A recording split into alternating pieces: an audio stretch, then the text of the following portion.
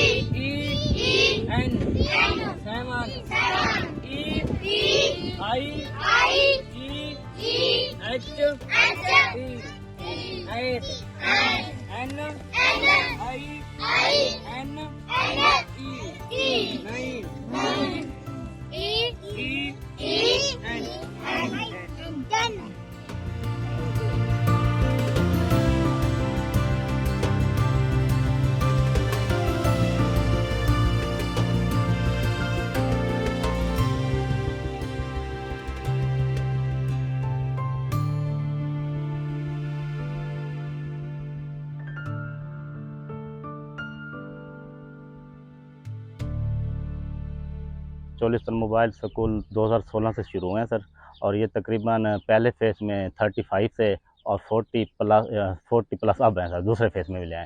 तो ये mobile school ये खाना बदाश लोग हैं, जैसे ये अपने बच्चों के साथ ये एक टोबे से दूसरे टोबे तक सफ़र करते हैं बारिश का पानी के साथ साथ, तो ये बच्चे भी उनके साथ और मोबाइल स्कूल भी इनके साथ साथ रहते हैं। और ये बच्चे पहले अपने जानवरों के साथ रहते थे, जानवरों की चराई कराते थे, अपने वालिदैन का काम काज करते थे, लेकिन अब पढ़े हैं और तकरीबन 70 के लगभग ये स्कूल चल रहे हैं मुख्तलिफ टोबाजात पे।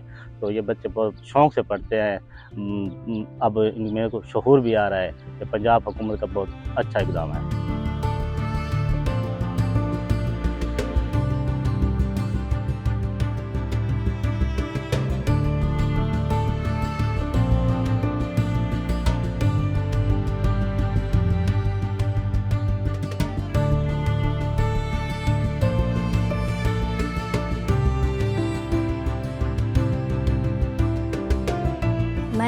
मेरी क्लास 6वीं है, मैं 6वीं में पढ़ती हूँ।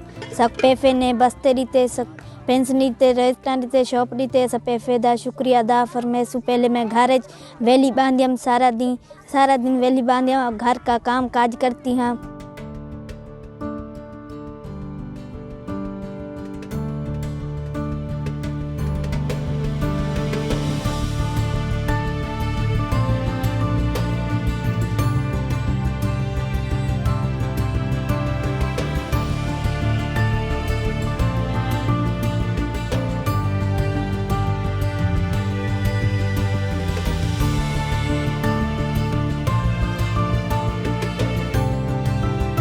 बिस्मिल्लाहिर्रहमानिर्रहीम। मेरा नाम गुलाम यासीन है और मैं चोलिस्तान मोबाइल स्कूल कसाईवाल में पढ़ाता हूँ। यहाँ पे पहले ना कोई तालीम का निज़ाम नहीं था।